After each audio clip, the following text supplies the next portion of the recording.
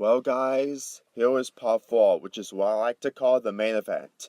He sent 3 quarters of the show, but not the final quarter. And the final quarter is when everything is completely ruined on this pay-per-view. I really can't wait to see him send the Universal Championship match, the finals match, and of course, the match that he has a grudge against, because apparently the wrestlers are old and they're too old to wrestle and stuff like that, and nothing can be better than that. Anyway, let's begin.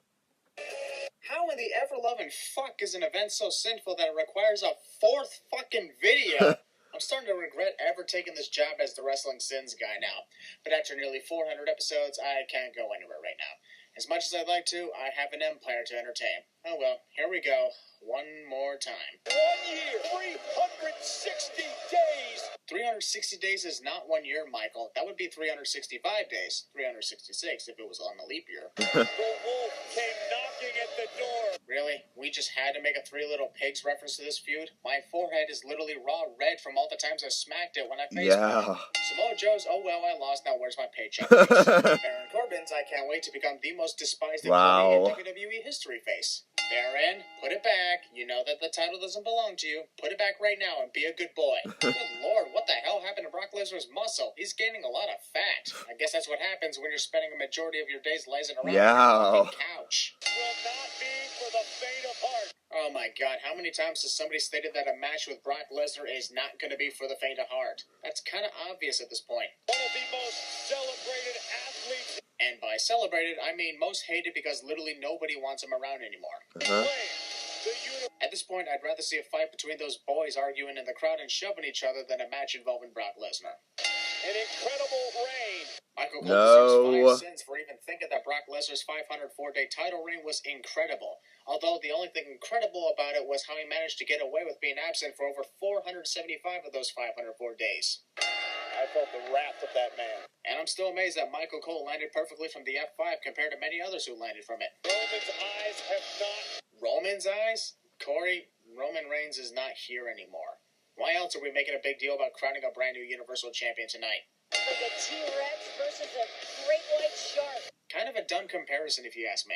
Ladies and gentlemen. Yeah, oh my god. You'll hear this in just a few minutes. Sad thing is, Paul Heyman is right when it comes to you'll hear this in just a few minutes, considering this match lasts only a few minutes. Note to self, anytime Paul Heyman states that something he says is going to be a spoiler, believe that. Man. 504 days with only 10 title defenses only prove that Brock Lesnar does pretty much everything except defend his title, and I am believing that to be the same case about his next title reign. Fucking piece of shit deserves the limit of 100 cents. And also, you know what? I fucking had it with these stupid rules. I am announcing right now that from this point forward on these videos, there will be no more limits as to how many sins can be added or subtracted. All the rules of that have officially been thrown out the window. Maybe that was what I needed to do to prevent the sin counter from blowing up all the time. No holds barred, bitches! Oh my god. Go fuck yourself. Someone survives too. Unless you're Roman Reigns, who has survived 5 F5s before succumbing to the 6th one earlier this year at WrestleMania. Brock Lesnar's voice cracked. Also, a further 50 sins are being added because this match is literally nothing but F5s and a single move. The moment you can literally recite every move that happens is the moment you know the match was short and disgusting at the same time. Has anybody else noticed that Brock's legs are literally as pale as Sheamus's? I was so angry that when I looked back up at the TV, I thought Braun Strowman was facing Sheamus for a second. As much as it kills me on the inside, here's a sin-off. Yeah, that's pretty much the only good moment from this Brock match. hasn't done that more often in his Royal Rumble appearances. The fact that a vacated championship can change hands on a countout is bullshit. Even if there is no title holder, the title should still only be won by pinfall or submission. All the way to the outside to the floor. That has never been done. What about the time Brock did that to Matt Hardy 15 years ago at the Royal Rumble, Corey? Yep, I remember that. That's how he eliminated Matt that year. An F5 to the floor.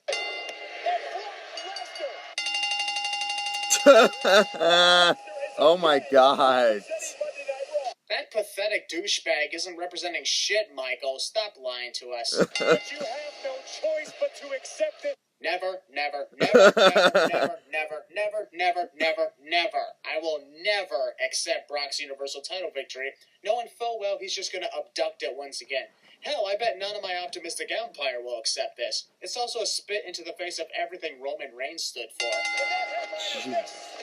This is the first time I'm seeing the pyrotechnics. Why the fuck are we celebrating something that doesn't deserve any celebration? Before I blow up again, I'm going to skip through this and continue to the next segment. WWE and their weird habit of putting pay-per-view matches during an unrelated pay-per-view event. After the infuriating result of the Universal title match, you'd think that the finals of the World Cup tournament would make us feel a little better.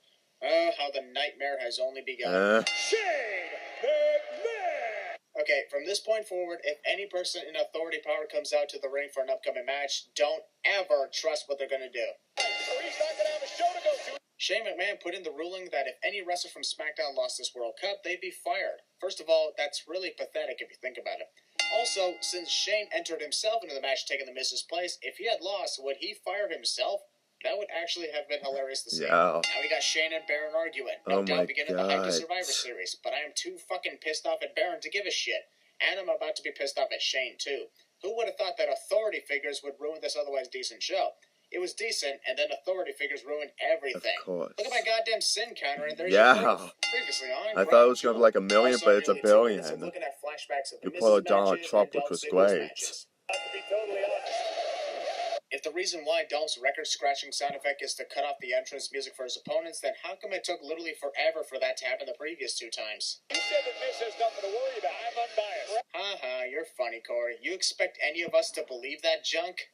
Introducing first. Okay, so for their first match, Greg Hamilton listed out their accomplishments and introduced them before their music hit. Then the second time, he announced them to the ring during the entrance. Now for the third match, we're introducing them when they're already in the ring. I'm sensing a pattern here.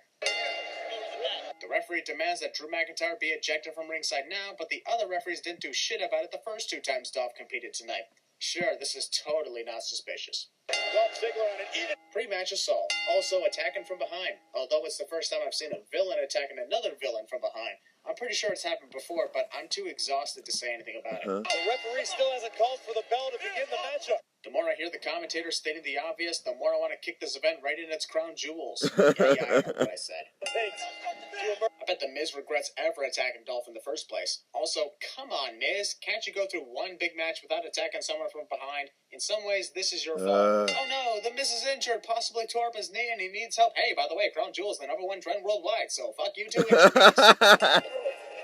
Am I the only one who heard Miz say mother as if he was calling out to his mother when he got hurt? Seeing the Miz injured and unable to compete caused Shane to activate the McMahon special ability. When their superstar is destroyed, a McMahon is automatically summoned to the field and can attack their opponent directly, winning the duel. See? I'm losing my mind. I'm on part 4 and I'm making Yu-Gi-Oh references again. Never been injured? Well, first time for everything. Therefore, your winner by... After being told to shut up by Shane, Greg decides to troll with him for a while by announcing Dolph as the winner by forfeit. I'm going to take his place. Giving this another 50 cents because how the hell is this legal for Shane McMahon to compete in the Miz's place? The only reason I would be okay with this is if Shane was competing as a representative of the Miz. That way, if he won, the Miz would still win the cup. But I guess not. Also, why not just declare this a forfeit victory for Dolph? Yeah. Sure, that would be stupid, but at this point, nothing could defeat the stupidity of Shane McMahon taking the Miz's spot. Also, if that wouldn't work, then why not just have the runner-up Rey Mysterio compete against Dolph in the finals? He was the last person the Miz defeated to qualify, so why the fuck not? Determine the best in the world. The finals. Are you seriously kidding me right now? The referee counts to 4, Shane ignores him, which means Shane should be disqualified. Dolph Ziggler is the winner of the World Cup at this moment, and yet he's not. Fuck. I've had enough of seeing referees fail miserably at their jobs. How is this even right? Michael Cole would regret his innocence to expansion. That's what I'm saying. Right now, this is... The referee saw Baron put his hands on Shane and didn't call for the disqualification. Once again, fucking up his job. Oh, come on now! This should have happened before the Universal title match took place. The fans think that a pathetic move like this by Shane is awesome. Never thought I'd say that before. Don't hate me for that, please. I just don't understand. All the wrestlers worked their asses out to qualify for this tournament, competed multiple times in one night, all just to lose to someone who we didn't even think was in the damn arena. And the very thought of Shane McMahon being known as the best in the world is 1,000,000 times sinful. I am just about done with this pathetic show. The SmackDown. The technicians thought about showing one camera view before showing another. Both of the shots on the coast to coast were good in my opinion, so why the change? Yeah. Action-packed my ass. Yeah. This match exists. Also, after what went down with the Universal title match and the World Cup finals, I completely forgot about this match's existence. Then again, this wasn't memorable to begin with and will most likely be forgotten about anyway. Okay, before I get to part 8, which is going to be the final part, I'm really completely shocked of how many sins that he added. Like, 1 billion sins with the Universal victory, and 1 million sins of Shane McMahon's victory.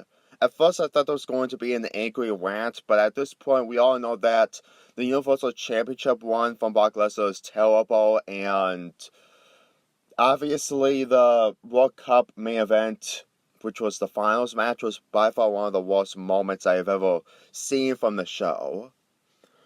So I really enjoy this part, and since that this part is completely different, which is something that he isn't interested into it's kind of interesting to see this main event. Anyway, I'll see you in part 8.